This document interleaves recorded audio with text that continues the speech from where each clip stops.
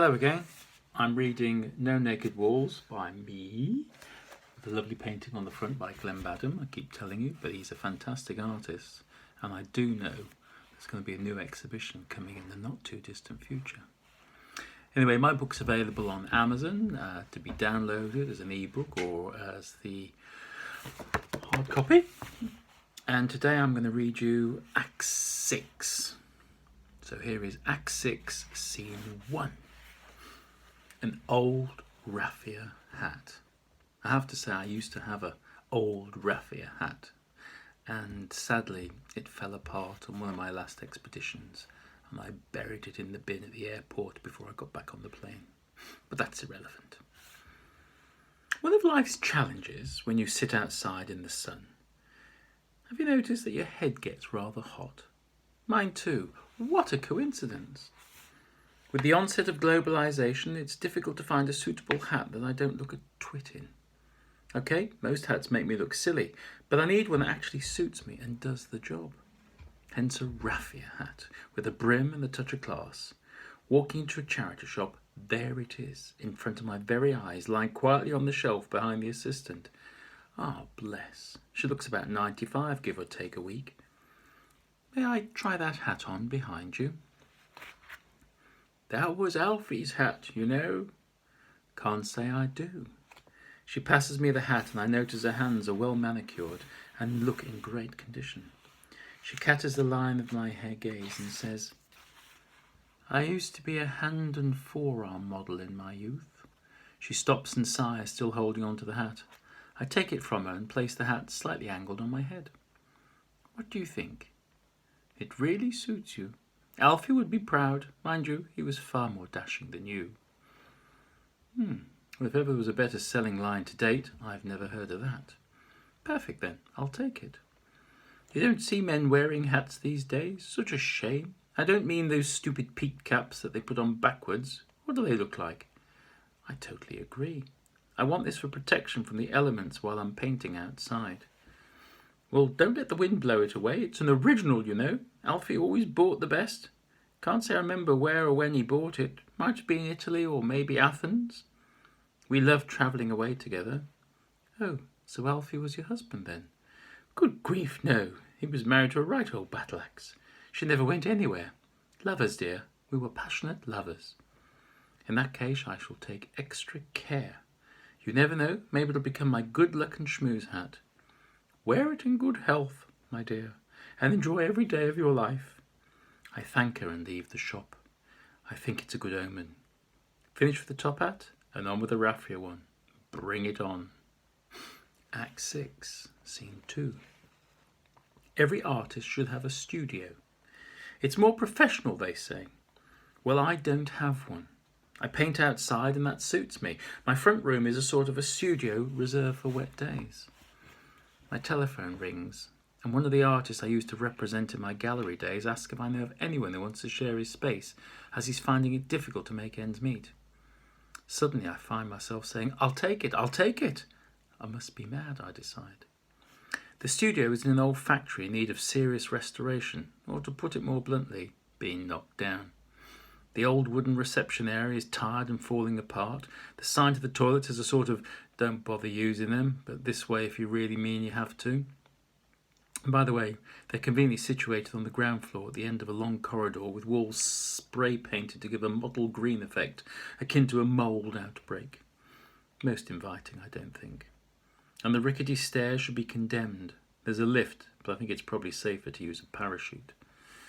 I climb the oily smelling stairs to find the smell not only continues but gets stronger on each landing until I reach the 4th floor. At least it's good exercise. There's a sign on the lift door that says, not in use. Someone has a sense of humour. I walk past 3 chipped old grey painted doors and I come across one which has a sign, Artist at work. Enter at own risk, painted in red with matching drips. I knock loudly and wait. Ooh, sound effects. I knock again. And eventually a bolt is flung and the door opens, revealing a splattered artist. Hello, mate. I hate being called mate. I think I've told you that before. Hi Sid, long time no see. How's tricks? Oh, done us. Been trying to do up the house. The missus is having another one and I'm supposed to be showing in Bristol in under a couple of months' time and I'm nowhere near ready. Well, I'm so glad I asked, I say. I look around. There are pianos all over the place and canvases leaning everywhere. And if I'm being slightly critical, there's not a lot of space for anyone or anything to add to the general melee. Where would you like me to work from? On top of that old baby grand, perhaps? Yeah, well, it's a bit tight in here at the moment, but if you help me shift some stuff around, I'm sure it'll work out. I think there might be enough space if I worked on miniatures. I just need a few shekels in to help me stress levels. Sid, let's be honest. There's no room in here for you, let alone anyone else. Oh, I suppose not. Don't suppose you could lend me a few, Bob. 500 quid would do it. Tell you what I'll do. I'll buy that one over there. I'll point to a large piece hanging off a nail, slightly skew-if. Then you sell it at your show and you pay me back. How's that? Mate, that's amazing. Thank you, honest. There's a pause. He looks at me. Well, if it doesn't sell? Sid, when have I ever picked one that won't sell? So now I'm 500 quid down with no studio. See, told you I was mad. There's another room going up for rent upstairs. It's on the top floor. Oh, joy. Does it leak in the floor safe? I mean, I sound sort of interested. It's got great views. Call me old-fashioned, but I'm not really feeling this place. Pardon me for asking, but how are you going to get those pianos out of your place with no functioning lift? Hire a crane, perhaps? Funny you should say that, says Sid. Next Thursday I'm doing exactly that. Fancy helping? This I shall have to see. I do trundle further up the stairs and I peer into the void. It's dark, it's web covered, and like the rest of the building it smells of old oil and engineering. It's dark because the windows are filthy. But on the plus side, it's not going to cost much, so I venture into my new studio. I'll take it. Great, says Sid, and that means you'll still help me next week shift those pianos. Well, how can I refuse? Sounds like it's going to be a good time for a beer, eh? Sid agrees instantly, and we stroll down the stairs. By the way, you're lucky, really. I says, why's that? Well, there's loos on your floor. Aren't I the fortunate one, then? Come on, let's go and celebrate. Act 6, Scene 3. I'm kneeling and trying to sort out one of my plant chests for artworks and the like, generally trying unsuccessfully to organise my stuff. There's a knock. I hoist myself up, dust down my trousers and open the door to find a very serious-looking youngish lady staring quite blankly at me. She's wearing a very smart overcoat, unbuttoned to reveal a well-fitted red dress. How do you do? Sometimes better than other days. What's your name? Prudence. My friends call me Prue. She walks in and peers around. Thanks for responding to my advert. Without turning around, she says, do you want me to take my clothes off? Not at all. You look fab in what you're wearing. I need the ladies. I point the way. It's down the corridor on the left. She drapes her coat over my chair and saunters off. What a great pair of legs she has. Can't help but notice. Next minute there's an almighty scream followed by several expletives and finally a loud plea for help. Is someone being assaulted? I swiftly traverse the corridor to the loo and knock. Are you okay? No, I'm freaking well not. There's a rat staring at me with a giant tail. It'll bite me. Help! Help! Kill it now! May I step in? Bloody well, hurry up, she screams. I push the door. Fortunately, it's not locked. Prue is standing on the toilet seat holding her skirt. There, she points and screams. I have to smile. That's Hubert. He's a gerbil.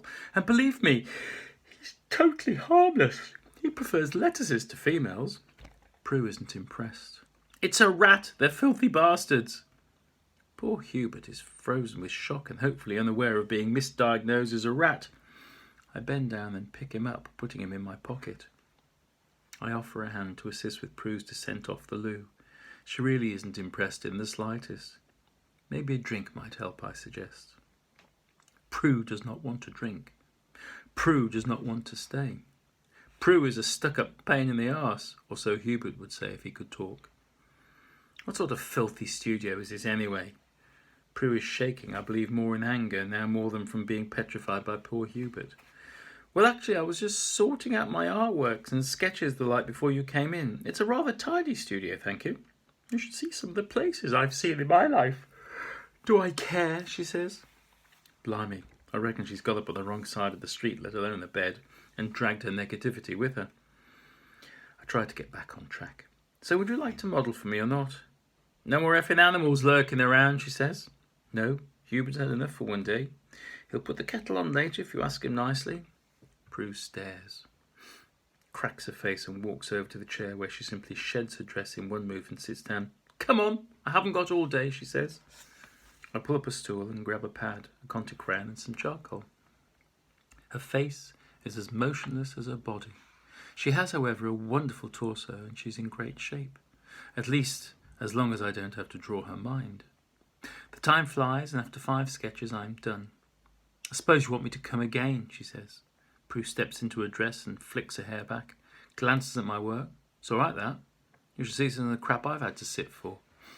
All right, then, same time next week. Would you mind wearing that dress for me as well? Prue looks at me, or more likely through me. Whatever. She grabs her coat and turns to the door. Pay me next week, I'll only spend it. And with that, she's gone. I walk over and close the door. It takes all sorts. And she's certainly all sorts. Act 6, Scene 4. It's a harvest moon, and the light is illuminating the entire outside with an eerie glow, except for a solitary moonbeam shining through the window, kissing her derriere, making for a very pretty sight. Her blonde hair is strewn over the pillow like a preened mermaid that is apart from the lack of a tail. Memo to self, I must remember to sketch this image. My eyes close again, and suddenly I see a man staring on a bench by a lake. He's engrossed in painting and does not notice 2 youths in hoodies approaching him. What you doing, old man? Says the first, grabbing the pad and flicking through the pages. Fucking waste of time, twat, says the second, pushing the man off the bench. He falls to the floor and tries to stand up, but is kicked hard in the chest. Didn't you do art in school when you were younger? He managed to exclaim. School? Says the first. You having a laugh, mate? Suddenly I'm feeling the pain in my ribs and the image is swirling. I see my watercolours being thrown into the water, ripped out one by one from the pad and crumpled into a ball and flung out. I watch paper balls transform into blackbirds flying upwards and away, laughing, mocking me. Crap, crap, crap, I keep repeating. No, not my pictures, please stop. I'm shouting as if I see a foot about to kick my head in. Jesus bloody Mary, are you all right? She's holding and shaking me and I'm back in the bedroom. Whew, what a nightmare. I was about to die. Come on, old man. I'll prove you're not going to die. Well, at least not yet, as she gently places her body on top of mine. If you insist. Thankfully, I live to see another sunrise. Thank you.